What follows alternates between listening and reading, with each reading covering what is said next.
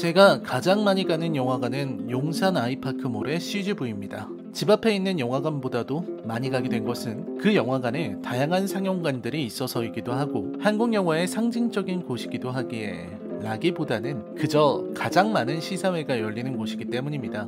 언론 배급 시사에 주로 참석하기 때문에 자주 갈 수밖에 없죠. 그리고 그 CGV에는 국내 최대 규모의 아이맥스 상영관이 있고 이는 용화맥이라 불리면서 언제나 예매 경쟁이 벌어지기도 합니다. 제가 지금 CGV 이야기를 하는 건 그 영화관을 홍보하기 위함이 아닙니다. 아이맥스 상영관에 들어갈 때마다 항상 보이는 CGV 아트하우스, 예술 영화를 보러 갈 때마다 방문하게 되는 그 상영관의 이름이 박찬욱관이라는 걸 말하기 위함입니다. 인터뷰에서 보면 박찬욱 감독은 이 일을 꽤 부담스럽게 여기는 모양이지만 현존하는 국내 최대 규모의 영화관이자 한국 영화의 중심이라 불리는 곳에 아직 현역으로 활동하는 한창 때의 영화 감독의 이름을 붙인 예술 영화 전문 상영관이 있다는 것은 그만큼 박찬욱이라는 사람이 한국 영화계에서 가장 많은 사랑과 존중을 받는 영화 감독이라는 걸 보여주는 하나의 작은 증거일 겁니다. 그가 한국 영화에 미친 영향과 그에 따른 리스펙트는 이루 말할 수 없이 많은 사례들이 있으니까요. 그의 작품을 모두 좋아하는 건 아니지만 여러 번 반복해서 볼 만큼 좋아하는 작품들이 많은 것도 사실입니다. 다른 해가 꾸는 꿈 같은 작품을 굳이 언급할 필요는 없겠죠? 그의 작품 중 올드보이는 뭐랄까요? 한국 영화의 수준이 이제 세계에 비해도 부족하지 않다는 걸 보여준 상징적인 영화였습니다. 그의 복수 3부작이 모두 좋았고 호불호가 갈린다는 박쥐도 저는 좋았습니다. 아가씨의 파격도 저는 언제나 그렇듯 긍정했습니다. 특히 3 몬스터에 들어가 있는 단편 컷도 저에게는 취향 저격의 작품이었습니다. 그렇기에 박찬욱 감독의 최근 행보가 아쉽게 느껴지기도 했습니다. 아가씨 이후로 5년이 넘도록 영화 소식은 없고 드라마나 단편 정도를 연출하는데 그쳤기 때문입니다. 사진전을 열며 다양한 활동을 하는 것은 좋았지만 결국 영화를 좋아하는 사람들이 박찬욱에게 가장 크게 기대하는 것은 역시 영화이기 때문이죠. 그래서일까요? 코로나 이후 드디어 본격적으로 열린 칸 영화제에서 박찬욱 감독의 모습이 보인 게 반가웠습니다. 그리고 헤어질 결심 역시 많은 관심을 받았고 황금종려상 수상 가능성도 점쳐졌죠. 물론 칸의 선택은 감독상이었지만 돌아온 깐느박의 모습은 여전히 인상적이었습니다. 그리고 시사회로 영화를 본 순간부터 지금까지 저는 헤어질 결심의 이야기에서 좀처럼 벗어나지 못했습니다. 라디오에서도 헤어질 결심 이야기를 하고 관련 글도 썼지만 여전히 이 영화가 주는 충격은 대단했습니다.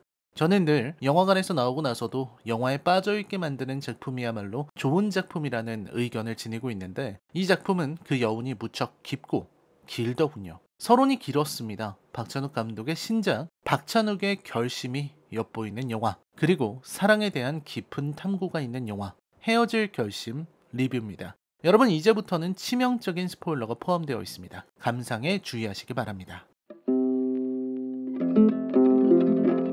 이 영화는 결국 사랑에 대한, 사랑을 말하기 위한 영화입니다. 그렇다면 사랑은 어디에서부터 시작할까요? 둘의 만남, 사랑하기 위한 두 사람의 만남으로부터 시작해야만 합니다. 영화 헤어질 결심은 바로 그 부분에서 시작합니다. 주인공 송설애와 만날 장혜주는 굉장한 엘리트 경찰인 것으로 나옵니다. 졸업을 수석으로 했느니 성적이 대단했다는 이야기가 그의 실력을 입증합니다. 그리고 혜주는 아직 해결하지 못한 살인사건을 쫓고 있습니다. 그리고 농담처럼 나오는 말, 살인사건이 뜸하네? 날씨가 좋아서 그러나? 날씨가 좋아서 살인사건이 뜸하다는 말, 글쎄요. 까미 생각은 다를 겁니다. 메르소는 태양이 눈부셔서 그랬거든요. 아무튼 날씨가 안 좋으면 살인사건도 날 수 있고 그런 거라는 식의 이야기를 대수롭지 않게 나누는 두 경찰의 모습에서 박찬욱표 농담이 잘 배어나왔다고 생각했습니다. 혜준에게는 많은 결핍이 있습니다. 일단 혜준이 겪고 있는 지병인 불면증은 사실 굉장히 위험한 것이죠. 밤에 졸면서 통화하는 부하경찰 오수환에게 소리를 지르는 모습에 공감하지 않을 수 없습니다. 저 역시 피곤할 때 고속도로를 달릴 때면 꾸벅꾸벅 졸음이 오는 게 얼마나 무서운지 실감하곤 하거든요. 이 영화의 상황을 전부 해석되어야 할 텍스트로 보거나 혹은 모든 것에 의미가 있다고 본다면 불면증은 혜준의 불안감, 안정되지 못한 삶을 반영하는 것일 겁니다. 혜준의 모습은 어딘지 모르게 경직되어 있고 혜준의 삶은 어딘지 모르게 균열이 간 것처럼 보입니다. 그리고 그러한 불안과 균열의 원인은 어쩌면 아내인 안정 안에 있을 겁니다. 거꾸로 해도 안정환인 이 인물은 이름에 안정이 들어간다는 면에서 얄궂게 느껴집니다. 그리고 혜준과 정한의 관계는 그야말로 경직된 것처럼 보입니다. 혜준은 원전에서 일하는 이과 감성 정한과 잘 섞이지 못하는 듯합니다. 그리고 그들의 배드신은 이 영화에서 나오는 유일한 성의 장면이건만 그 문제의 원인을 살짝 엿보게 해주죠. 혜준은 어쩌면 가정을 유지하기 위해 무리하고 있는 것인지도 모릅니다. 자신과는 전혀 취향이 다른 아내와 살고 둘의 잠자리는 문자 그대로 의무 방어처럼 느껴집니다. 정한을 바라보는 혜준의 얼굴에 어린 결연한 의지가 돋보입니다. 그리고 정한은 마치 쇼윈도 부부처럼 우리는 지금 행복해 라는 표정을 지어 보이죠. 그 표정에 의미하는 건 이 모든 것이 의도된 연출이며 싸구려 포장지에 불과하다는 폭로일 겁니다. 정한은 행복이라는 걸 어떤 조건이 충족된 상태로 받아들이는 것으로 보입니다. 그녀의 일은 원자력 발전소를 돌리는 것이죠. 원자력 발전소가 유지되고 그녀의 이름처럼 안정적으로 에너지를 만들어내기 위해서는 분명히 어떤 조건들이 필요하고 그게 충족된 상태여야 할 겁니다. 그러면서도 변수가 철저하게 통제되는 상태, 그게 정한이 말하는 행복입니다. 그러니까 혜준은 정한의 말 맞다나 일주일에 한 번 이상 관계를 가져야 하고 아내에게 저녁 식사를 대접해야 하고 아내의 말에 따르는 삶을 살아야 합니다. 정한은 어쩌면 원전을 바라보듯 혜준을 바라보는 게 아닐까 하는 생각을 해봤습니다. 그리고 그러한 행복의 조건을 채우기 위해서 혜준은 계속 소모되고 있습니다. 원자력 발전소에는 제가 문송한 사람이라서 자신있게 말하지는 못하지만 우라늄이 필요한 거죠? 아닌가? 플루토늄인가? 아무튼 혜준에게는 지금 그 우라늄이 없는 상태인데 정한은 자기가 우라늄이라고 믿고 있기에 다른 조건들만 자꾸 챙기는 상황이라는 게 제 추측입니다. 정작 필요한 건 우라늄인데 말이죠. 혹시 우라늄이 아니라면 죄송합니다. 이과 분들께서 댓글로 알려주세요. 그리고 그런 혜준의 앞에 마침내 우라늄이 나타납니다. 아니, 만남이 나타납니다. 바로 영화의 주인공 송설의 등장이죠. 이 모든 것은 하필이면 날씨가 좋은 날 등산을 하다가 사망한 것으로 보이는 시신으로부터 시작합니다. 개인적으로 사랑의 시작은 관심, 아니 정확히는 관찰에서 비롯되는 것 같습니다. 그것이 꼭 시각적인 걸 말하는 것은 아닙니다. 사람을 유심히 관찰하다 보면 그 사람의 정보를 파악하게 되죠. 그 중에는 물론 잘못 인식되는 것도 있겠지만 한 사람의 외모, 태도, 자세, 말투, 동작이나 표정 같은 그 모든 정보들, 모든 비언어적인 표현들이 눈과 귀를 통해 다가옵니다. 그러다가 어느 순간 빨려 들어가게 되면 더는 빠져나올 수 없는 늪에 발을 담그는 거죠. 상대의 동의와는 무관하게 이미 내 안에서 시작되는 것이 사랑입니다. 그리고 사랑이 시작되면 상대도 어렴풋이 눈치를 챕니다. 내가 상대를 관찰하는 만큼 상대도 나를 관찰할 테니까. 정도의 차이가 있을 뿐이죠. 영화 헤어질 결심은 이 부분을 놀랍도록 섬세하게 잡아내고 있다고 저는 생각합니다. 버려진 시체, 시체 위를 돌아다니는 벌레, 그리고 당연하게도 용의선상에 오른 아내. 마치 복수는 나의 것을 연상시키는 장면 이후로 혜준은 설애를 만납니다. 중국인이라 한국말이 서툴다고 말하는 설애. 남편이 등산을 갈 때 어떤 심정이었냐고 묻자 설애는 이렇게 답합니다. 산에 가서 너면 걱정했어요. 마침내 죽을까봐. 마침내 죽을까봐 걱정했다. 마침내라는 부사가 마치 발화의 의도를 폭로하는 듯합니다. 한국어가 서툰 설에는 그 차이를 모르지만 영화는 짓궂게 드러내고 있는 거죠. 물론 오인이기는 하지만 어쨌든 이것도 말실수에 해당합니다. 프로이트에 의하면 잘못 나온 발화는 무의식의 발현입니다. 그리고 혜준은 대답합니다. 한국말 잘하신다고.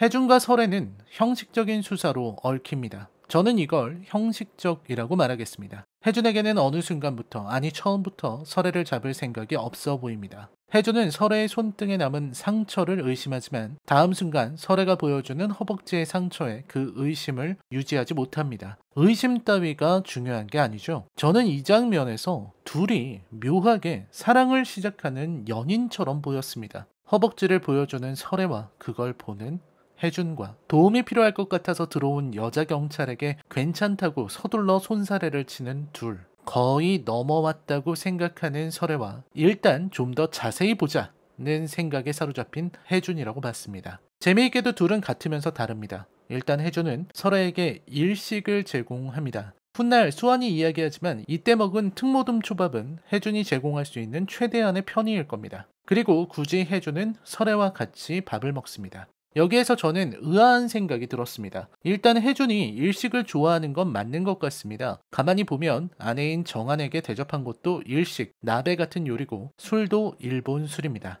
혜준에게 일식은 일상의 음식일 수 있는 거죠. 그런 혜준이 다른 음식을 하고 대접한다는 건 혜준이 일탈을 하고 있다는 의미일 겁니다. 그러니까 설혜에게 중국식 음식이라면서 볶음밥을 해줬을 때 혜준은 이미 정안으로 상징되는 일상을 벗어나 외도를 하고 있다는 걸 의미한다고 저는 생각합니다. 아니, 어떤 의미에서 외도는 벌써 시작되었습니다. 왜냐면 영화 초반 정안과 혜준이 나누는 대화는 이런 내용입니다. 정한이 그냥 초밥을 사오지 라고 하니까 혜준은 따뜻한 걸 먹이고 싶다고 하면서 이렇게 덧붙이죠. 초밥은 아무거나 먹고 싶지 않아서 그래 라고요. 그렇다면 혜준에게 초밥은 특별한 것일 겁니다. 근데 설혜에게 시마스시 모듬 초밥을 사줬다? 수환이가 저거 시마스시 모듬 초밥이야? 저거 경비 처리돼? 라고 묻는 것을 보면 수환이는 평소에 혜준이 특별히 좋아하는 식사 메뉴였다는 걸 알고 있을 수도 있습니다. 그렇다면 이미 혜준은 설혜를 특별하게 여기고 있었다는 뜻이죠. 아무튼 두 사람은 만났습니다. 그리고 둘은 서로를 관찰합니다. 이 미묘한 관찰의 단계는 어떤 의미에서는 무척 관음적입니다. 상대를 의식하고 탐색하고 관찰하는 이 단계가 사랑에서는 가장 미묘하고 어려운 순간이죠. 그렇기에 이 상황에서 범인이 누구냐는 것은 혜준의 삶에서 떠나게 됩니다. 그리고 그걸 지적하는 것이 바로 수환의 역할이죠. 그렇다면 혜준은 왜 설혜를 사랑하게 되었을까? 바로 설혜의 말과 행동과 외모 때문일 겁니다. 특히 설혜가 가끔씩 꺼내는 말들, 산을 싫어하는 이유를 대라고 했을 때 공자를 인용한다거나 남편이 죽었는데도 일을 나가느냐는 말에 설혜가 내는 답이 걸작이죠. 죽은 남편이 산 노인을 돌보는 일을 막을 수는 없다는 말. 혜준은 자꾸만 설혜에게 빠져듭니다. 그렇기에 모든 의심을 접어듭니다. 수환의 말은 맞아요. 남편이 죽었는데 그렇게 평범하게 생활한다는 건 이상해요. 하지만 혜준은 뭐라고 말하죠? 슬픔이 확 오는 사람도 있지만 잉크가 번지듯 천천히 물드는 사람도 있는 법이라고 말해줍니다. 박찬욱식 대사의 맛이 느껴지지만 동시에 이건 혜준이 설혜를 지키기 위해서 던진 말이면서 동시에 혜준과 설혜의 관계를 말하는 것이기도 합니다. 혜준은 사랑이 확 오는 타입이죠. 하지만 설혜는 잉크가 번지듯 천천히 물드는 타입입니다. 이 둘의 차이를 드러낸 장면이 그거 같아요. 다시 시마스시 모듬초밥 장면으로 돌아가 볼까요? 두 사람은 간장 튜브로 보이는 물고기 모양의 작은 튜브를 내놓습니다. 이때 혜준이 물고기 튜브를 쭉 짜서 주는 장면이 있어요. 다른 여자를 위해서 간장을 짜준다. 요즘 유행하는 깻잎 떼주기 논쟁보다도 훨씬 더 강렬한 장면이죠. 거기에 얼마나 짜줬는지 튜브 하나는 텅텅 비었습니다. 다른 튜브는 검정으로 남아서 대조되는 장면입니다. 이 장면의 의미가 뭘까요? 설혜에게는 간장을 다 짜주고 혜준은 간장을 짜지도 않습니다. 간장 찍어 먹는 걸 잊을 정도로 설혜에게 정신이 완전히 팔린 상황인 거죠. 혜준이 설혜를 관찰하는 장면들이 제게는 참 인상적이었습니다. 살면서 몇 번 없거든요. 사람을 보고 싶어서 자꾸만 관찰하게 되는 경우가 말입니다. 혜준처럼 망원경을 동원해서라도 관찰하고 싶다는 충동이 들 정도로 매력적인 사람을 만나는 건 쉽게 벌어지는 일이 아닙니다. 혜준에게는 일어났죠. 한 번이라도 더 보고 싶어서 망원경을 동원하고 집에 찾아가고 집 앞에서 잠복을 합니다. 여기에서 저는 세 장면에 집중했어요. 일단 첫 장면, 관음 연출 장면입니다. 연출의 측면에서 박찬욱 감독이 보여주는 통화를 할 때 마음이 전달되면서 동시에 곁에서 말하고 있는 것처럼 공간을 넘나드는 장면들은 전부 좋았습니다. 그보다 좋았던 것은 혜준의 관음적인 시선을 있는 그대로 보여준 겁니다. 설혜를 관찰하는 시선 자체는 끈적거리지 않는데 설혜를 바라보는 상황에서 혜준이 내는 그 야릇한 신음소리가 끈적거리죠. 그야말로 변태적이지만 뭐 어쩝니까? 사람이 이런 걸. 그 묘한 분위기가 좋았습니다. 그리고 이후에는 시선이 바뀌죠. 범인을 검거하는 혜준의 모습을 관음하는 설혜의 시선과 마찬가지로 침을 삼키고 입맛을 다시고 음미하는 소리를 내는 모습에서 둘 다 똑같은 변태라는 걸 느낄 수 있습니다. 속도의 차이, 관음하는 내용의 차이가 있을 뿐입니다. 둘 다 차 안에 있고 둘 다 창살 같은 장애물 너머로 은밀히 비치는 상대의 모습을 관음하죠. 대부분이 그런 몰래 바라보기의 시선입니다. 화장실에 있는 설애를 보는 컷도 화장실 밖에서 몰카처럼 바라보죠. 두 번째 장면은 클로즈업입니다. 예를 들어서 혜준이 다른 건물 옥상 같은 곳에서 망원경으로 설애를 포착하는 장면이 있습니다. 아마 일반적인 경우라면 혜준이 망원경을 통해서 보는 시선을 카메라가 쫓을 겁니다. 설애의 집에 확 클로즈업 되는 방식으로요. 하지만 이 영화는 다릅니다. 혜준이 망원경을 드는 순간 거꾸로 혜준을 클로즈업해요. 그 장면이 묘하게 재밌습니다. 상대를 관찰하는 순간 자신에게 그 관찰의 대상이 스며든다는 걸 표현하는 것 같기도 하고, 혜준이 지금 몰래 설애를 관찰 중이라는 걸 폭로하는 것 같기도 합니다. 이건 설애도 마찬가지입니다. 자동차에 있는 설애를 바라보는 컷이 있죠. 마치 옛날 B급 영화에서 자주 나오는 연출처럼 보이기도 합니다. 세 번째로는 바로 잠입니다. 설애의 집 앞에서 잠드는 모습이죠. 설애에게 발각되기까지 합니다. 이 장면이 의미하는 건 굉장히 크죠. 앞에서도 말했듯이 혜준의 불면증은 혜준의 불안한 삶을 상징하는 것인데, 혜준은 지금 잠복을 하다 잠들었습니다. 뛰어난 수사 능력을 갖춘 혜준이 노출하는 이 문제는 혜준이 이미 설애의 앞에서 무장 해제가 되었다는 것과 혜준에게 설애가 필요하다는 강력한 메시지를 전달합니다. 특히 설애는 이미 혜준을 전혀 두려워하지 않고 있다는 걸 보여주죠. 이와 같은 장면들을 통해서 두 사람은 서로를 발견합니다. 설애는 혜준을 친절한 형사로, 혜준은 설애를 그저 사랑의 대상으로 바라보게 됩니다.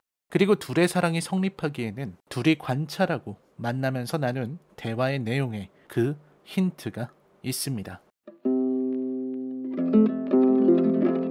혜준은 처음부터 설애에게 반했습니다. 영안실에서 둘이 처음 만났을 때도 혜준은 패턴을 알고 싶네요 라고 말합니다. 중의적인 표현이지만 혜준은 설애에게 눈을 떼지 못하죠. 패턴이라는 게 폰의 잠금을 해제하는 것이니 당신의 마음을 여는 방법을 알고 싶다는 뜻이기도 하죠. 하지만 설애는 혜준의 마음을 처음에는 이용하는 것으로 보입니다. 손가락의 반지 장면입니다. 설애의 시선이 혜준의 손가락에 있는 결혼 반지를 향합니다. 이후 설애는 화장실에서 자기 손가락을 봅니다. 반지가 있던 자리에 하얀 자국이 남아있죠. 다음 장면에서 설애는 반지를 낀 상태로 나타납니다. 그리고 혜준은 그런 설애의 손가락을 보죠. 두 사람은 이런 식으로 서로 탐색을 해왔습니다.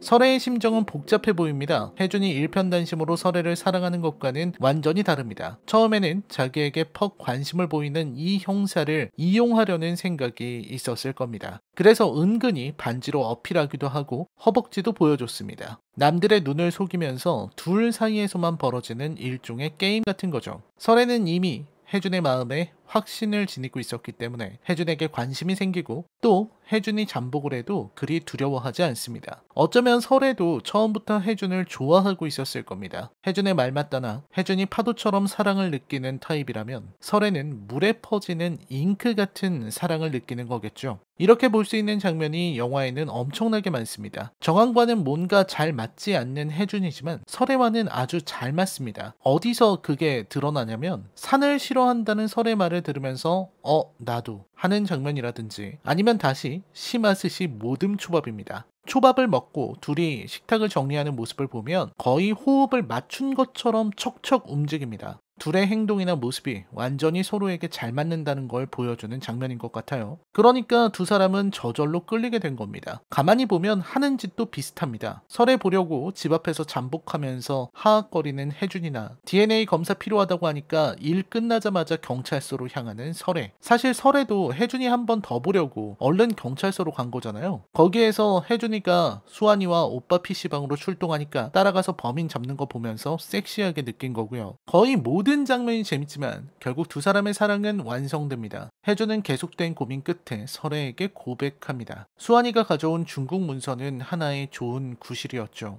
혜준이는 이 문서를 보고 충격을 받았다기보다는 설애에게 당당히 문자를 보낼 수 있는 좋은 구실이라 여기는 모양입니다. 그리고 설애는 내 집으로 와요 라고 말합니다. 그때 혜준이 바로 차에 타는 장면에서부터 평소답지 않게 미칠 듯이 과속을 하는 장면에서, 그리고 정장으로 갈아입은 모습에서 혜준이 얼마나 설애를 만나고 싶어 했는지 드러납니다. 그 밤중에 거기까지 기꺼이 운전해서 갈 만큼 좋은 거죠. 특히 운전하고 가면서 면도를 하는 모습에서 정말로 깊게 공감했습니다.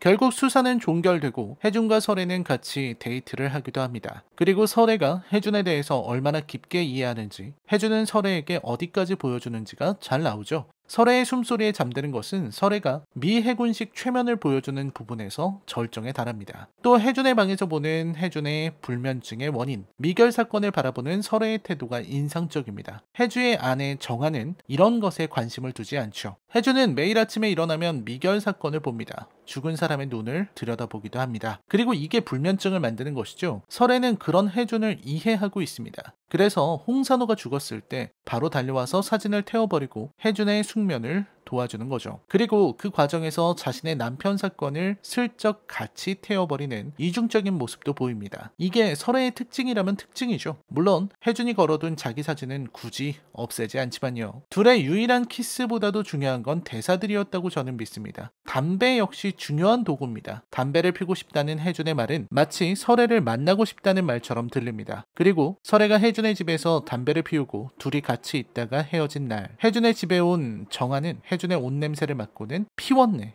피웠어 라고 말합니다. 그리고 혜준이 정아를 보자 담배 라고 덧붙이죠. 앞에 피웠다가 바람을 피웠음을 암시하고 있습니다. 혜준이 평소답지 않게 이상한 행동을 보인 그날 밤 안개와 바다가 좋달까 하는 대사는 많은 걸 암시합니다. 안개는 김승옥의 무진기행스러운 이포를 의미하기도 하지만 역시 정훈이의 곡 안개를 말하는 겁니다. 설애죠. 그리고 바다는 산은 싫고 바다가 좋다는 설애의 말을 떠올리게 합니다. 역시 설애입니다. 그러니까 정리를 좀 하자면 혜준은 패딩 안에서 팬티만 입은 채로 아내인 정한에게 나타나서 패딩을 확 벗어서 가슴을 드러내는 행동을 하죠. 저는 이게 혜준이 자신의 진심을 노출하고 싶어하는 것이라고 봤습니다. 정한의 앞에서 진심을 고백한 거죠. 안개와 바다가 좋다. 안개와 바다, 즉 설애가 좋다. 이렇게 혜준은 흔들리는 마음을 계속해서 드러내고 있었습니다. 문제는 이별입니다. 혜준은 설애의 비밀을 알게 되죠. 월요일 할머니의 증언 능력을 의심하고 월요일 할머니를 이용해서 설애가 알리바이를 만들었다는 것도 파악합니다.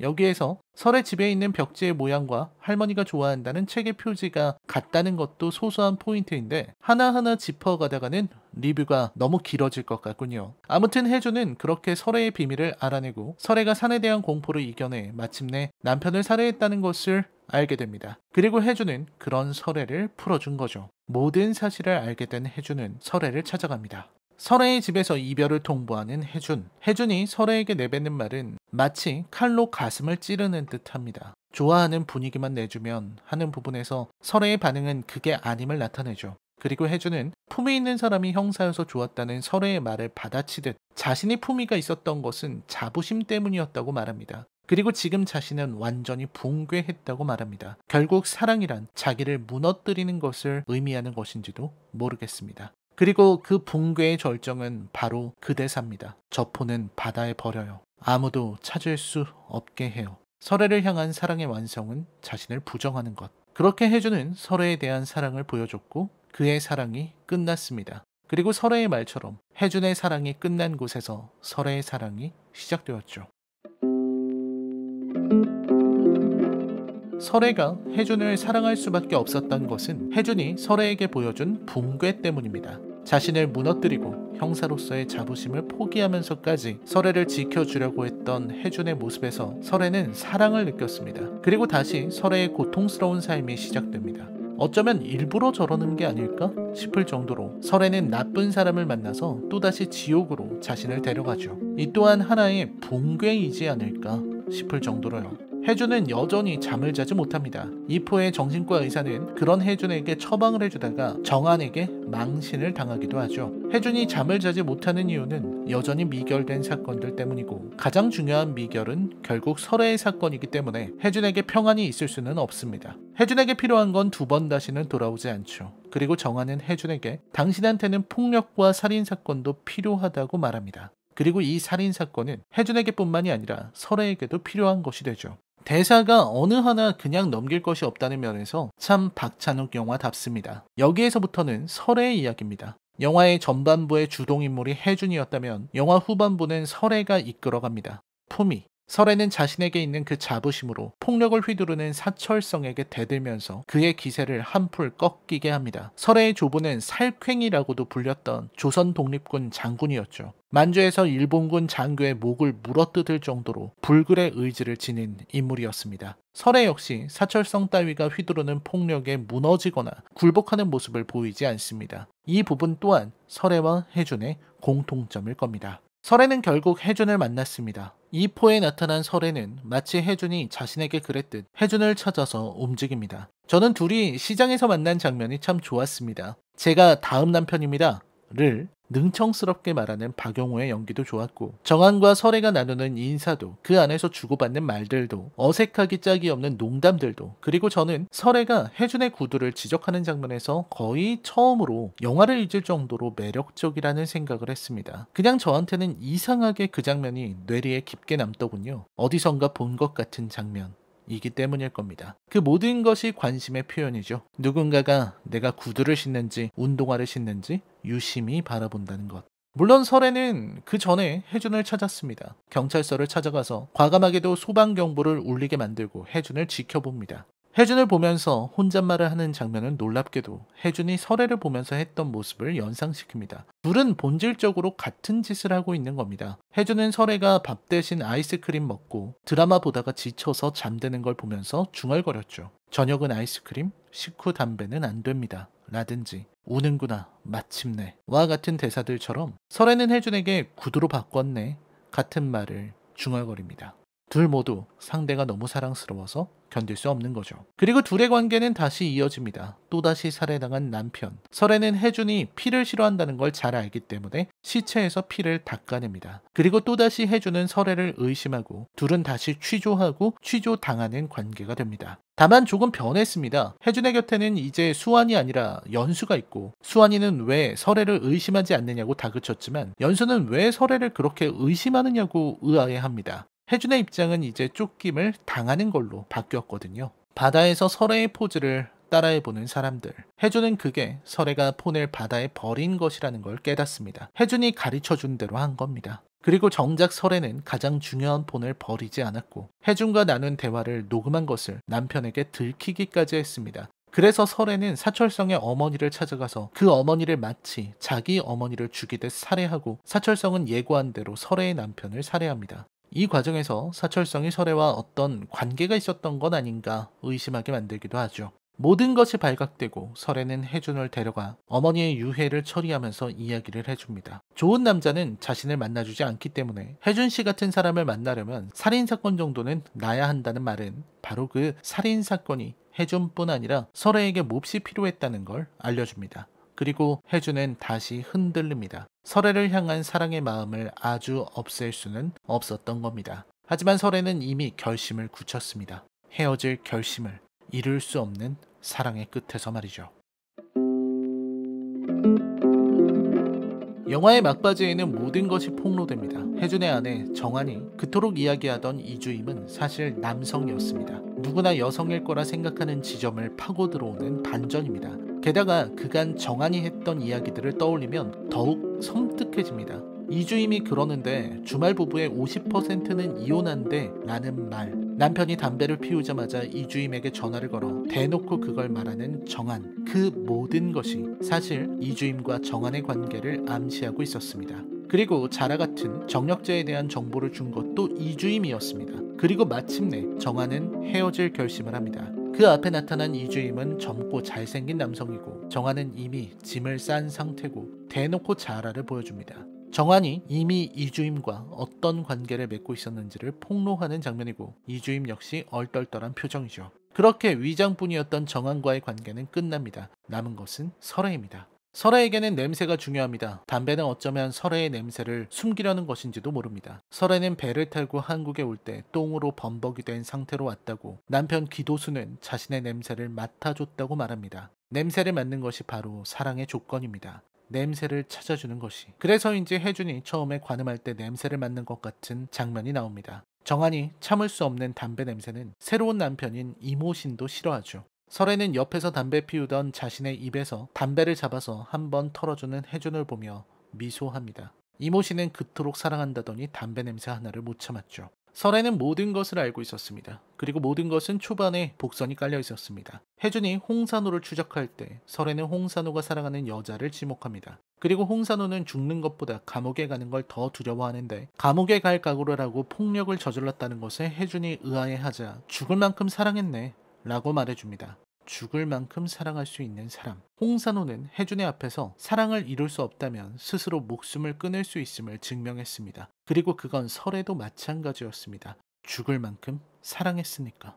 결국 설애의 말 맞다나 설애는 미결 사건이 되고 싶었던 겁니다. 미결 사건을 절대로 잊지 않는다는 걸 아니까, 매일 아침 일어나서 미결 사건 사진을 바라보고 있다는 걸 아니까, 설애가 혜준의 미결 사건이 될 수만 있다면 혜준은 매일 일어나서 설애의 사진을 뚫어지게 바라보고 매일 생각할 겁니다. 그게 설애가 헤어질 결심을 하게 되는 이유입니다. 그리고 설애는 스스로 미결 사건이 되기 위해서 자신이 좋아하는 바다로 향했습니다. 설애는 까마귀를 묻을 때 그의 심장을 가져다 달라고 했습니다. 심장이 곧 마음이라는 걸 알게 되지만 설애는 마치 까마귀를 위해 땅을 파듯 자신을 위해 땅을 팝니다. 그리고 그 안에서 서서히 침전해서 죽습니다. 밀려오는 파도와 스며드는 물. 설애의 죽음은 그 자체로 미결 사건이 되고 혜준의 세계에 영원히 남을 수 있습니다. 설애는 그렇게 영원한 사랑의 방법으로 헤어짐을 선택합니다. 그렇게 떠나는 겁니다. 몇 번이고 반복되는 말, 폰은 바다에 버려요. 아무도 찾을 수 없게 해요. 라는 대사, 설애가 말하는 사랑 고백. 저는 중국어로 이런 발음의 사랑 고백이 있나? 하는 의심을 했습니다. 하지만 제가 과문해서 그럴지도 모르겠지만 도통 알아낼 수가 없었습니다. 그러니까 이건 이 정도로 해석해야 할 겁니다. 내가 나를 붕괴시키면서까지 상대를 생각했기에 설애는 이걸 사랑 고백으로 받아들였고 그토록 절절한 사랑이 있을 수 있다는 걸 처음 알았던 겁니다. 경찰이 살인사건 용의자를 그냥 풀어주고 자신의 자부심을 무너뜨릴 정도로 사랑했다는 것. 마치 홍산호가 감옥에 갈 각오로 그 행동을 저지른 것처럼. 그러니까 사랑 고백인 거죠. 그 후 설애가 집에서 혼자 녹음된 소리를 듣는 장면이 나오는데 개인적으로 최고의 명장면이라 생각합니다. 앞부분에 혜준이 던지는 가시돋친 말들은 설애로서는 너무나 가슴이 아파서 차마 다 듣지 못하고 건너뛰기를 합니다. 그리고 결국 세상에서 가장 아름답고 달콤한 사랑 고백이 나옵니다. 저 폰은 바다에 버려요. 아무도 찾을 수 없게 해요. 세상에 이런 고백이 가능하다니 감탄이 나옵니다. 게다가 그 장면에서는 설애가 혜준과의 추억을 담은 물건을 간직하고 있는 것이 나오는데 거기에 심화스시 모듬 초밥대 혜준이 짜준 빈 간장 튜브까지 있습니다. 설애는 혜준이 간장을 짜준 걸 기억하고 그걸 간직하고 있었던 겁니다. 이 정도면 거의 미쳐버린 것 아닙니까? 설애가 미쳤거나 영화를 이렇게 치밀하게 만드는 박찬욱 감독이 미쳤거나 결국 설애는 그 사랑 고백처럼 했습니다. 폰을 바다에 버리듯 자신을 바다에 버렸고 아무도 찾을 수 없게 했습니다. 혜준은 바로 발밑에 있는 설애를 찾지 못합니다. 그렇게 미결로 영화는 마무리됩니다.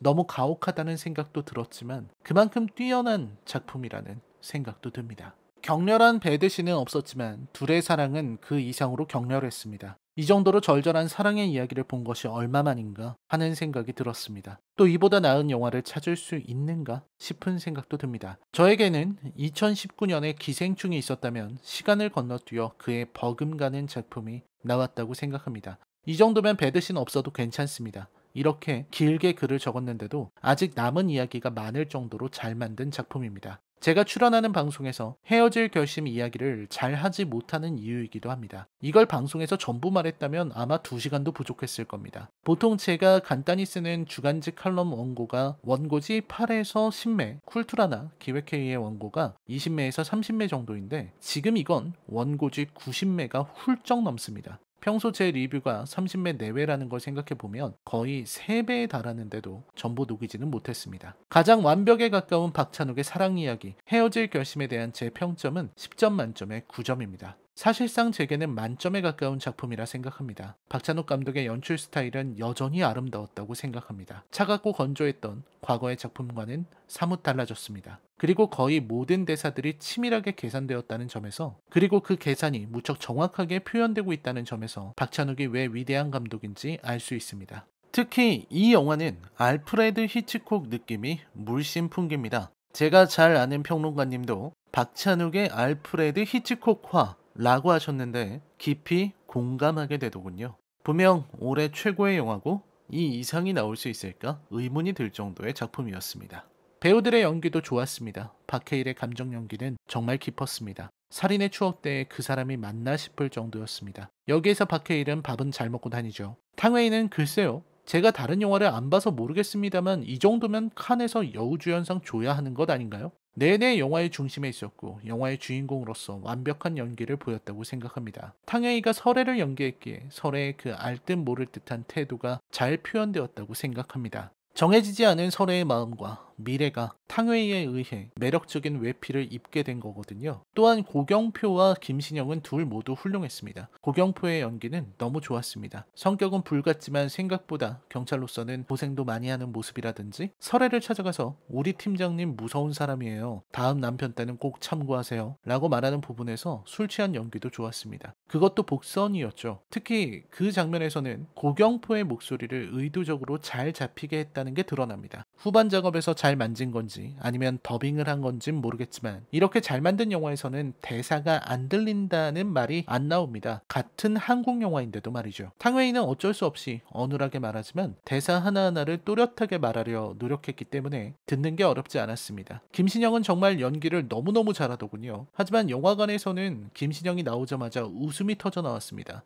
시사회 때는 안 웃었는데 코미디언으로서 김신영이 그만큼 대중들에게 깊이 각인되었던 것이 아닌가 싶네요. 결국 설애는 바다를 좋아했고 바다에서 와서 바다로 떠났습니다. 바다는 때로는 썰물처럼 빠져나가다가 다시 밀물처럼 들이치기도 합니다. 마치 설애가 입은 녹색으로도 파란색으로도 보이는 그 옷처럼 설애의 마음도 알 수 없는 것이었습니다. 또한 설애의 집 벽지와 책의 표지와 녹색과 파란색의 이미지는 설애가 혜준에게 보여주고 싶은 모습이라 생각했습니다. 사철성에게 맞을 때는 붉은색 옷을 입고 있죠. 그리고 파란색은 혜준에게는 하나의 단서입니다. 설애가 혜준의 구두를 유심히 받듯 혜준은 설애의 옷을 유심히 받고 그걸 단서로 혜준은 설애의 진실에 다가갈 수 있었습니다. 바다에 휩쓸리듯 위태로웠던 혜준은 앞으로 어떻게 살아가게 될까요? 영화는 그 의문을 남기고 끝났습니다. 덧붙여서 영화에 나오는 드라마 장면은 그냥 간단히만 언급하겠습니다. 설애는 드라마를 보면서 그 세계에 빠져들고 대사를 따라합니다. 자신의 상황과 드라마의 상황을 동일시합니다. 그리고 마침내 설애가 혜준의 대사를 드라마 대신 따라했을 때 설애는 혜준의 상황과 자신의 상황, 즉 붕괴함으로써 완성되는 사랑을 동일시하고 있다는 의미이기도 합니다. 헤어질 결심으로 이어지는 중요한 단서였다는 게 제 의견입니다. 그 의도대로 설애는 영원히 혜준의 마음속에 남을 수 있었을까 하는 의문과 자신을 무너뜨릴 정도로 사랑했던 사람을 떠올리게 만드는 영화 헤어질 결심이었습니다. 누군가를 만나기 위해서 먼 길을 혜준처럼 과속하며 달려가 본 경험 정도는 누구에게나 있지 않을까요? 라이너의 컬처 쇼크 영화 리뷰는 계속됩니다. 시청해주셔서 감사합니다.